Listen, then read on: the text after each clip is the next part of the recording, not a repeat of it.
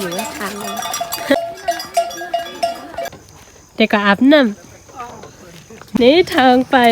ท่าน้ำนะคะไกลพอสมควรนี่สาวๆ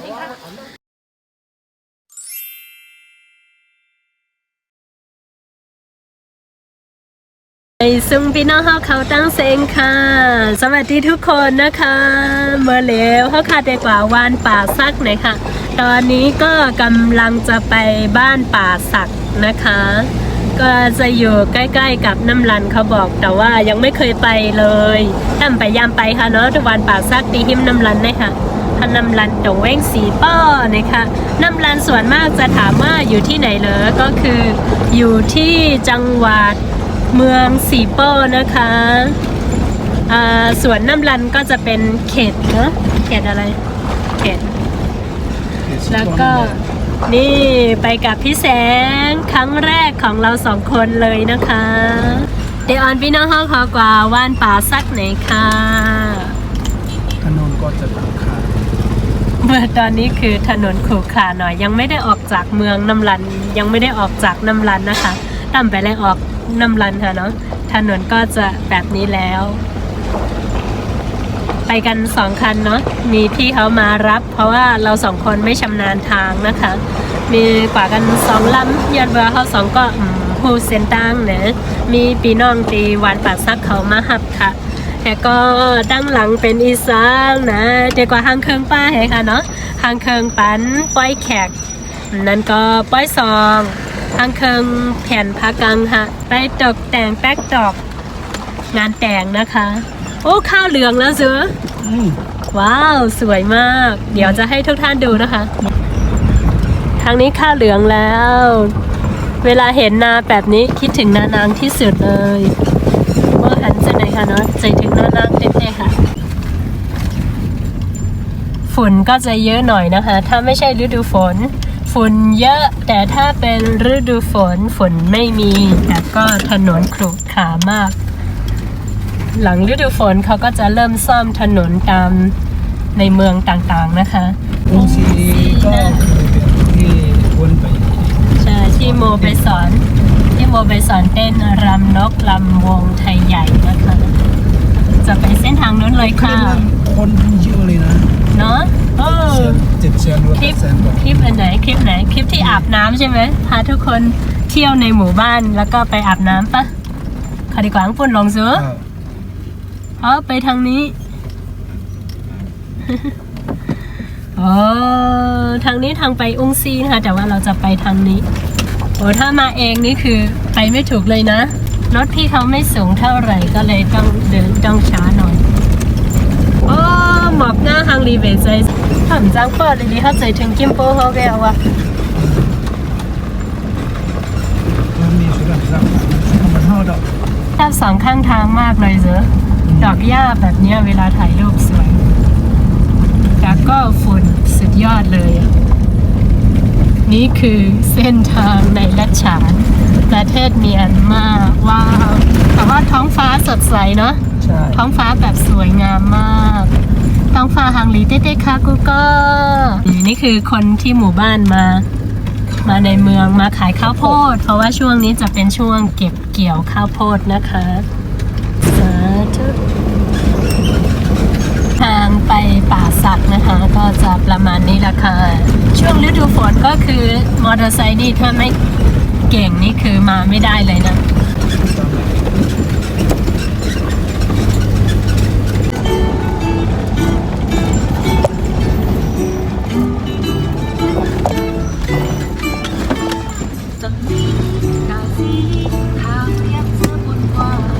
วันกุ้งจงได้เป็นจ้องอ่ะเสือว้าวเอาทางนี้ทางไปหมู่บ้านกุ้งจงในซันเป็นจ้องกุ้งจงนี่ก็จะเป็นวัดกุ้งจงนะคะโอ้สวยสุดเนาะเป็นอย่างโอ้ปลาเล็กมันจ้องเลยคิดถึงนางอ่ะเสือไข่เมื่อเดินไข่เมื่อฮันไข่เมื่อนาง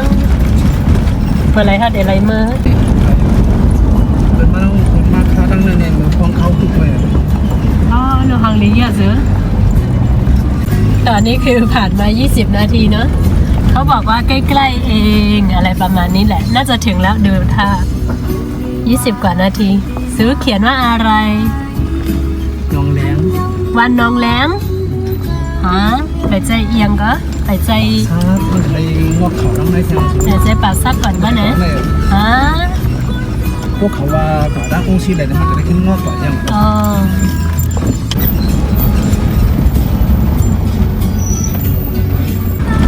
ราคาปนมา10มินิท3มินิท3มินิทไปก้อยหนาว่าอยู่กับดังในเยอะเนาะไปทางนี้แน่เลยทางนี้ไปไหน ป่าซักใน ป่าสักตั้งปุ่นหนาดังมาไกลหนา มึงคือ เมืองเคอ เรียกว่าตั้ง ว้าว ตั้งเห็นไหมขับนิ่งเลย ฝนค่ะฝนมากถึงแล้ว ใช่หรือเปล่าเลย จะเป็นป้ายทางเข้าของบ้านป่าซักนะคะเขียนไว้ว่าไม่ซึ่งค่าวันป่าซักโฮมจมฮับตอนอยู่เนื้อเขียนไว้ว่าบ้านป่าซักยินดีต้อนรับนะคะน่ารักมากโรงเรียนป่าซักนะคะนี่ก็จะเป็นห้องเฮ้นวันป่าซักหน่อยค่ะโรงเรียนน่ารักมากไม่กว้างแต่ก็น่ารักอ่ะเพราะว่ามีต้นไม้ด้วยค่ะเดี๋ยวมีต้นไม้เห็นเนาะ ไม่อะ ชอบมีหลังคาเยอะมากพูดถึงเมื่อคืนเราฝันถึงว่าเราได้ไปเห็นหลังคาบ้านแบบทำจากหญ้าคาหมดเลย ตอนนี้มาถึงแล้วนะคะมาแล้วเขาค่ะมาถึงวันป่าซักเนี่ยค่ะ ยาก็ใส่ข้าวยามเป็นเศร้าปลายค่ะเนาะ3มินิปลายค่ะเนาะ อย่าว่ามีแล้วยินว่ามีหิมในก้อยเนี่ยว่าหิมในแหนมใจยองหน้าแกว่าไก นี่ก็จะเป็นบ้านเจ้าสาวนะคะที่นี่ก็จะเป็นเฮิรนเจ้าสาวค่ะเนาะตอนนี้ทุกคนกำลังช่วยกันทำกับข้าวค่ะมาเร็วกูก็ได้ดึกจอยกันเฮ็ดข้าวภาคเนี่ยค่ะพักสังฆาลัดก็หัวค่ะเนาะ ตอนนี้กำลังช่วยกันนะคะตอนนี้ขอไปช่วยพี่แสงขนของลงจากรถก่อนนะคะ เดี๋ยวคนลงรถก่อนหลังจากช่วยกันเสร็จแล้วนะคะ ก็จะทานข้าวค่ะไว้เห็นใส่กันยังก็กินข้าวซ้ำกันค่ะเดี๋ยวเรามาดูที่นี่นะคะ กินลอยค่ะทานข้าวกันนะคะทานด้วยกันค่ะทุกคนมาเรียวมากินข้าวซ้ำกันค่ะแล้วก็อยู่ที่ลายๆค่ะอยู่ที่ในม้วนๆค่ะน้องป่าซักในเฮือนก้นมีหลายหลังค่ะมี50หลังมีค่ะน้องมี47ว้าวที่ป่าซักนะคะที่บ้านป่าซักนะคะบอกว่ามีหลังคาบ้านประมาณ47หลังคาเรือนนะคะตอนนี้ก็มาทานข้าวกับคุณน้าคุณป้าแล้วก็คุณครูนี่ก็เป็นมอสอนค่ะดีใจค่ะแบบมาจอยค่ะน้องหมอสอนมีก็เหลียวไว้ค่ะสามารถจะยาวไว้สิเด้อทำมาก็ไม่เก่งก็มันก็หมอละนี่คือคุณครูนะคะมาจากมันทะเลเลยมาสอนให้กับน้องๆที่นี่ค่ะมาสอนหลายปีแล้วค่ะปีไหนกันคะน้องมาสอนหลายปีหนูไป ไม่รู้ มาสอนปีแรกเลยนะคะที่หามาสอนปีปอกอันดังสุดในค่ะวะปีอันดังสุดนี่เนาะแต่นี่ชีวิลาไม่ชีเดียวยังไม่ถึงปีเลยใจล่ะตีมันนี่อย่าเดี๋ยวนะถามว่าอยู่ที่นี่ชอบไหมคะเนาะคุณครูบอกว่าชอบเขาบอกว่าที่นี่สนุกดีโมเริ่มชอบที่นี่แล้วว่าแต่ว่ายังไม่ได้พาทุกท่านเที่ยวในหมู่บ้านนะคะตอนนี้ก็ทานข้าวก่อนค่ะน้องจือหังน้องบัวน้องบัวหมูเสียมานำอะไรเป็นรถคันแล้วเนจีโอ้ชื่อพม่ายากมากซื้อมาเนี่ยหยาบนะรู้จักกันแล้วเดี๋ยวขอไปทานข้าวกันค่ะ ที่นี่นะคะก็จะช่วยกันแบบนี้เลยค่ะดีนะคะเราจะช่วยกันเสนอค่ะอันในซัมเตกว่าเต็กน้ำเลยค่ะวะนี่นะคะจะไปตักน้ำที่ท่าน้ำนะคะต้องไกลค่ะน้ำไกลค่ะดอกก็จะใช้แบบนี้ไปตักน้ำมานะคะเวลางานแต่งอะไรแบบนี้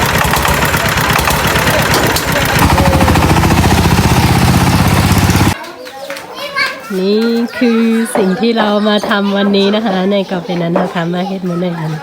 ยาวกอติกว่าแลในวันนะคะเฮ็ดยาวกอกันแลในวัน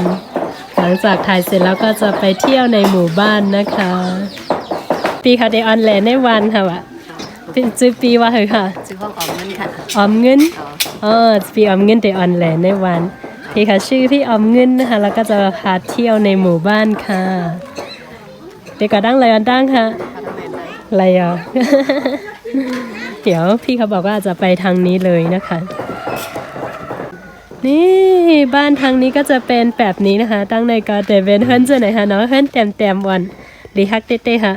น่ารักมากเลยนะคะเจ้าเฮิร์นอยู่ก็หนาว่าเข้ามาหลักแหล่ในวังเฮิร์นดีฮักเต้แต่ใครอยู่เฮิร์นจะไหนคะเนาะ ตั้งบนนั้นเป็นเฮิร์นค่าค่ะเนาะอ้อยนั่นค่ะเขาบอกว่าทางนี้อยู่ในวังเดียวกันแต่ว่าคนละบ้านนะคะก็คือทางนี้จะเป็นบ้านพ่อบ้านแม่อะไรอย่างนี้ที่นี่จะใช้หลังคานะคะหญ้าคาส่วนทางนี้ก็จะเป็นบ้านคนลูกนี่ค่ะด้านในก็จะเป็นเฮิรนลูกด้านในก็จะเป็นเฮิรนอูเฮิรนแม่ในเขาอะก็หนาว่าอยู่ในวังเดียวกันค่ะเนาะอยู่น่ารักมากค่ะโฮก็จะเป็นโฮเส้นไหนรั้วบ้านก็จะเป็นแบบนี้นะคะนี่ก็คือถนนในหมู่บ้านค่ะโอ้ทางนี้จะเป็นรั้วแบบนี้เลยดังในเอาเส้นไหนเฮ็ดโฮค่ะเนาะนี่ดูนะคะบ้านแต่ละหลังหน้าหนึ่งวังหนึ่งที่ก็จะอยู่หลายบ้านเลยค่ะโอ้มีหลายเฮิรน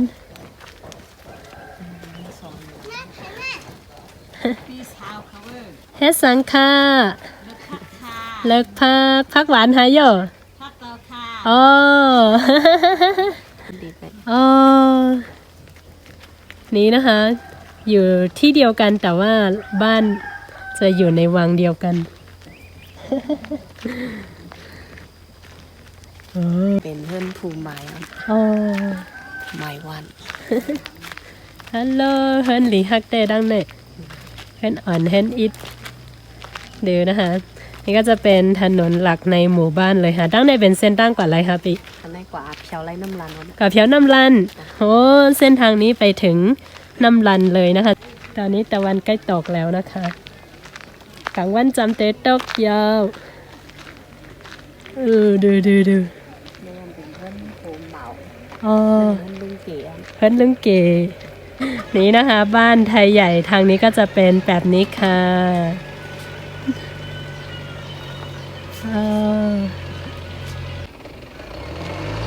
โอ้เฮ็ดสังค่ะเพิ่นเข้มเยอะค่ะเนาะใจย่อ สิเขา พักสังค่ะ ติดผ้าค้าง อ๋อดูค่ะลูกไข่มาค่ะได้ดูสายไฟค่ะโยหันก้อนไฟกันตุยหันน่ะอ๋อมาค่ะหรอมาหนีหรออ๋อค่ะ ใครเหลในวันให้จอดให้ก่อนค่ะ เดี๋ยวพี่เขาบอกว่าจะพาไปทางด้านนี้อีกเดี๋ยวอ่อนกว่าดังหน่อยอ๋อหลวนเล่งควายดูนะคะเด็กๆไปเลี้ยงควายมาว้าวเยอะมากโอ้เด็กกว่าดังไรโอ้ควายสูงมาดังไหนล่ะ ไปนั่งก็อยู่ทางเลย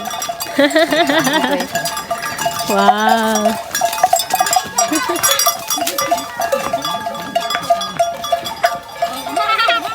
ก่อนเล่งดีไรมา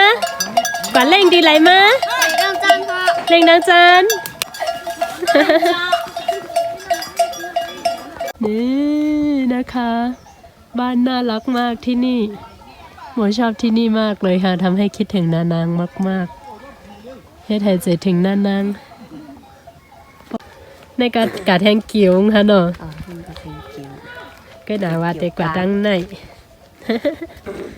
โอ้ยค่ะไปเลยใจดีหน่อยหน่อยเข้มๆค่ะเนาะ ดิจอลิมือหรือฮะ นั่นค่ะ นำไก่อีกอ่ะ เหมือนมื้อเขาก็เลยก่อนดีวานิ่งเขาก็นำไก่อ่ะนี่บ้านทรงโบราณนะคะ ในเฮิร์นมือกุปักก็หนาเจ้าเฮิร์นอยู่ค่ะเนาะ จะเพิ่มกับมีติดปอยอะครับ อ๋อเจ้าเฮิร์นกับมิติปอย เจ้าของบ้านไปอยู่ที่อะไรนะ งานแต่งนะคะ ไปช่วยงานแต่งก็เลยปิดบ้านปิดเรือนไปแบบนี้เลยนะคะ แต่ว่าหน้าบ้านก็คือจะปล่อยโล่งไว้แบบนี้เลยค่ะนะเฮิร์นก็พักตัวเกินก็ดำปิกปล่อยไว้ที่ไหนเฮ้ย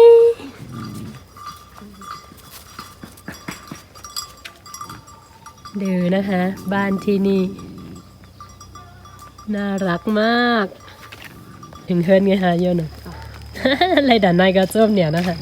ว่าเลยเหลให้ในคาเกี่ยวทน กันอะไรมากค่ะอ๋อ แต่เป็นเรื่องเก๋ครับ อ๋อนี่ก็จะเป็นผู้ใหญ่บ้านที่นี่นะคะ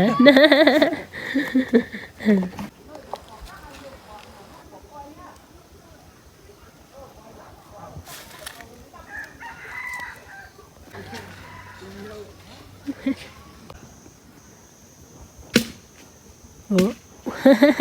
เฮ็ดสังสือพันธุ์หังไหน บอกไว้ค่ะ ปอกอ้อยฮัลโหลเขาก็ใครกิน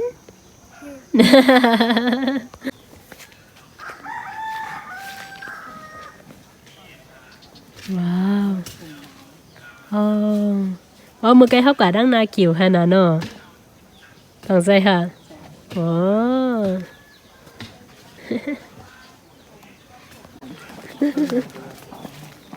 กินผักสังค่ะอ๋อผักหวานจ้ะค่ะ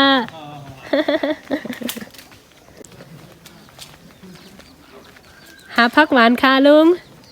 ยินกับครูป้อเลีย ก่อนเลยค่ะอ๋อมาจอยดีในค่ะนาเนาะร้อยค่ะอ๋อร้อยค่ะบ้านที่นี่นะคะ เห็นไหมคะจะทะลุกันเลย ดีเพื่อนดีในค่ะเนาะเดป่องกันมดค่ะ นี่จะมีทั้ง3บ้านเลยนะ3หลังเลยนะคะ ทั้ง3หลัง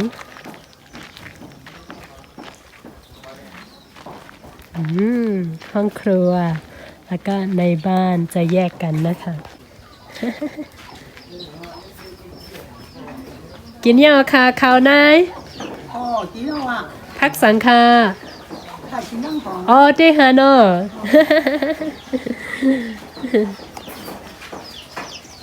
โอ้ มาแล้วมาแล้วห้ามแน่ แหลดด้วยในหวานก้อยค่ะ ยันด้วยในจังเลยค่ะ พักหวานฮะย่ออ๋อกัด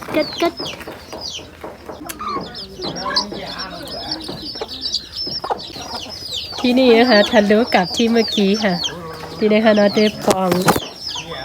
งมือตีมือไกลแล้วในจะเป็นสิงไฟขนาดเนาะอันนี้สิงไฟดีขึ้นได้ค่ะเนาะอันนี้ก็จะเป็นห้องครัวของที่นี่ค่ะ แล้วก็มาทะลุตรงไหนเดี๋ยวจะให้ทุกคนดูนะคะ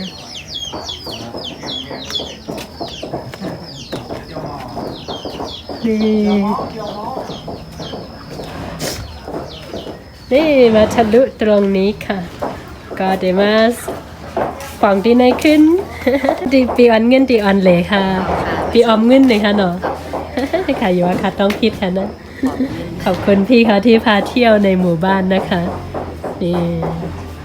นี่ก็จะเป็นห้องครัวที่นี่ค่ะนี่ก็จะเป็นในสิงไฟ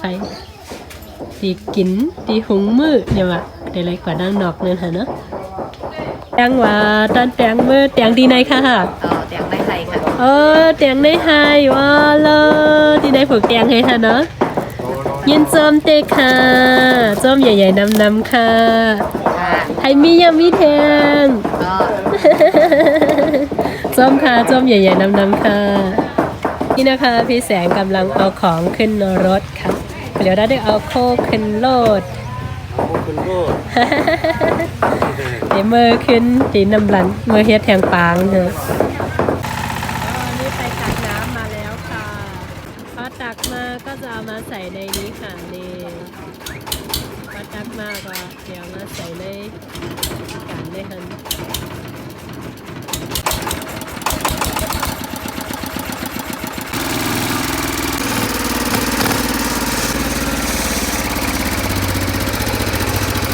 ได้ก่อนไล่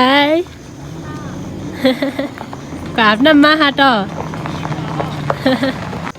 เด็กก็อาบน้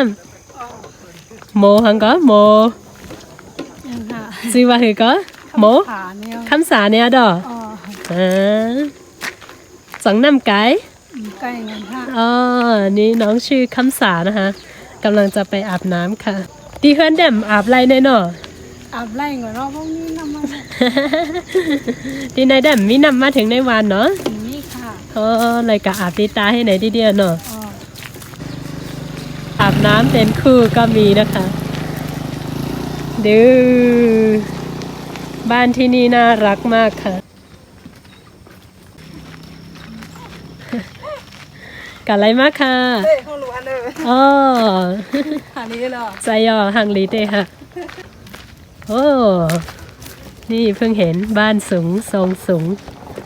น่ารักโอ้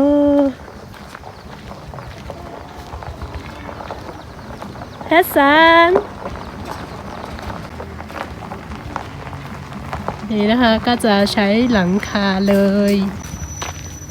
ดีในเป็นเฮิร์นหมอสอนเนาะอยู่ก็เลี้ยวก็ค่ะ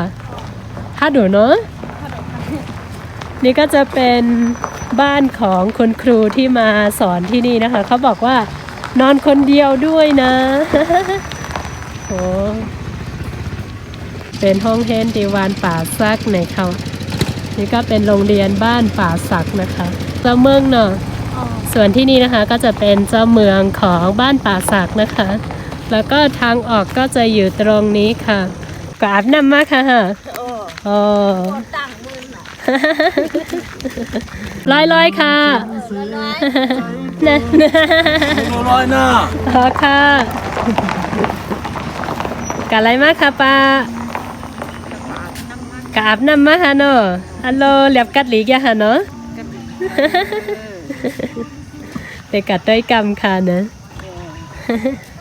นี่ทางไปท่าน้ำนะคะไกลพอสมควรไปเตี๋ยวตีวันมากก็ใจข้ายามบอก10 มินิทเนาะ10 มินิท10 มินิทก่อนถึงก่อนว่าไปร้อยๆกันว่าไปไวๆเดี๋ยวก็หมอก5 มินิท6 มินิทโอ้โลที่นี่ถ้าอาบน้ำสวยงามมากๆที่ในตีตาอาบน้ำเข้มเต้ๆค่ะเดี๋ยวก็อยู่ในป่าในเทินเนาะต้นไม่เอียงในเจ้าในหลังใจต้นไม่ซักอ่ะหันใจเนาะก็ไม่นิ่มโอ้โหที่นี่คนอาบน้ำเยอะมากเลยนะคะที่ในคนอาบน้ำเต้ๆค่ะ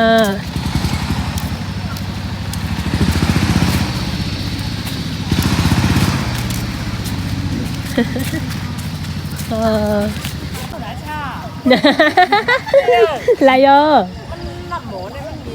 อ๋อนั่นค่ะน้ำหมอมีดีไรฮะล่ะน้ำหมอมีดีไรฮะล่ะได้ค่ะวัดเด็กค่ะลูอัลโหลแลบกัดลีนะฮะเนาะทำไปอาบน้ำคำค่ะตั้นคำตั้นคำเลยอาบคำยังเลยขอน้ำนงมูเข้าว่าโอกาสนี่ค่ะเวลาตักน้ำก็จะตักแบบนี้เลยนะคะพ่อเก่าที่อะไรอ่ะไม่กินข้าวก็พ่อกันเชื่อมันทางนี้เรามาดูทางด้านนี้บ้างนะคะมาโดยดังในของฐานะดีในค่ะเดี๋ยวมาเต็กน้ำมาอาบน้ำมาเต็กน้ำดีในมือค่ะว่าเมื่อกินเมื่อใส่ก็เดี๋ยวใจน้ำดังในฮะนี่ทุกคนกำลังบางคนก็กำลังอาบบางคนก็กำลังตักน้ำกลับบ้านค่ะ ทุกคนถ้าอาบน้ำของบ้านป่าสักนะคะก็คือธรรมชาติสุดๆไปเลยชอบมากๆแต่ว่าจะเป็นน้ำบ่อน้ำเอาก็คือต้องตักไม่ใช่คลองน้ำนะคะต้องตักขึ้นมาแล้วก็มาอาบแบบนี้เหมือนที่หัวคายเป๊ะเลยแล้วที่นี่น้ำก็จะเย็นสดชื่นมากๆเพราะว่าอยู่ในอะไรอยู่ในป่านั่นเองปีวานป่าสักค่ะเนาะคำว่าเต็กนำมาอาบน้ำจอมซึ้งเลยฮะเน่ทางลีเตะแล้วก็สภาวะลีเตะไล่ใจเป๋ใจต่างปองข้างมาอาบเนาะ เดี๋ยวคราวหน้าจะพาทุกท่านมาอาบน้ำที่นี่ บางคนก็กำลังกลับค่ะนี่สาวๆ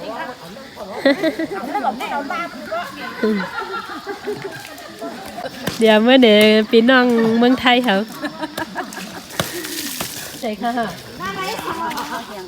เอาข้าวยังมีค่ะป้าเจนั้นทำเอาน้ำตีไรค่ะหลังน้องวันโอ้ไรกว่าเต๊กไก่ค่ะป้าเนี่ยว้าวฮัลโหลพี่เขาบอกว่าถ้าหากว่าฤดูร้อนจะไม่มีน้ำนะคะก็คือต้องไปตักที่หนองวันเลยหนองวันเหงโอ้มีมะกอแฮซื้อแล้วก็เนี่ยเป็นน้ำเอากินเนี่ยแน่เอากิน มะกอ เนาะพอเขามีข้าวยำได้เขาเด็ดเลยหึงมาพวกเราเขาเด็ดมาอะไรน่ะ พวกผมมานั่นพยายามอย่างเงี้ย มีปีคำเสียงดีมากก่อนเร็วเลย คำโคมไม่ได้เข็มเปล่าเลย ที่มาข้างหลังนะคะเป็นสาวป่าซักสาวป่าซักเนาะจริงว่าเห็นไหมจริงว่าเห็นน้องหมอเนาะน้องน่ะเสียงอ่อนน้องหมอเสียงอ่อนซื้อนั่งเขาค่ะน่ะ ปันนอ นั่งนอเด้อ 拉茶馆那不能光看米家龙， ที่ไหนขนาดนอนเกี่ยวเนาะโอ้ยที่ไหนเล็บเกี่ยวเต้เขาว่าใครอยู่ที่ไหนเหรอ 本地人。 ดูทางเข้าบ้านป่าสักนะคะทางเข้าท่าอาบน้ำ มันถูกขะ เกี่ยวใช่ไหม ข้าวไหนเลย เนมาเทียงเนดังปุ่นมาเทียงโอ้ยเป็นมาอาบน้ำคำเป็นใจดีในเนาะคำว่าเป็นข้าวกาดเอาเป็นนั่นเดี๋ยวมาอาบคำหมดเลยว่าเป็นเขาเดี๋ยวมาอาบเดี๋ยวเมื่อ2 โมง 3 โมงเงี้ยว่าเป็นข้าได้ค่ะเดี๋ยวมาอาบเดี๋ยวเมื่อ3 โมง บอกคนไปแถวกันนะ ร้อยค่ะโอ้ดีกว่าอาบดั้งไรค่ะล่ะเหมือนกันฮะเนี่ยอ๋อก็ถึงเซนเนาะโอ้ยจือว่าหือ น้องเมย์ค่ะ น้องเมย์พี่ค่ะน่ะสาวโหสาวบ้านป่าสักสวยเนาะ 水嘛， สวยเนาะ 要 สาวบ้านป่าสักทางลีค่ะนะ 到岸的话，มันจะได้ ทุกท่านเที่ยวเพียงเท่านี้ก่อนค่ะ เพราะว่าเมื่อกี้มัวแต่ทำอะไรทำแบ็กดรอปก็เลยไม่ได้เที่ยวทั่วหมู่บ้านค่ะเอาค่ะเมื่อไกลค่ะเนาะก็บ่อะไรถ่ายในวันกะหือย้อนไปทางในกลุ่มเพชรทางเคิงแขนทากลางเมื่อเร็วก็มือเยอะค่ะตอนนี้ก็กลับแล้วค่ะเป็นเวลา5 โมงเย็นนะคะเมื่อเดี๋ยวเป็นข้าวยำ5 โมงไว้วันไหนค่ะงั้นไม่แน่ใจว่าพรุ่งนี้จะได้มาอีกไหมถ้าหากว่าได้มาจะถ่ายถ้าหากว่าได้มานะคะจะให้ทุกท่านได้ชมว่าประเพณีงานแต่งที่นี่เป็นยังไงค่ะว่าค่ะเพราะว่าอะไรมากก็เดป้อปันเดป้อเนี่ยกูก็ไฮไลท์ด้วยว่าไว้ปังแขกดีในฟิงทุ่งไว้ปังแขกดีในเป็นเสื้อหือนะคะเพราะฉะนั้นก็ทบกันใหม่ในวิดีโอหน้าค่ะเจอกันใหม่ในวิดีโอหน้านะคะสวัสดีค่ะเมซุงค่ะพี่แสง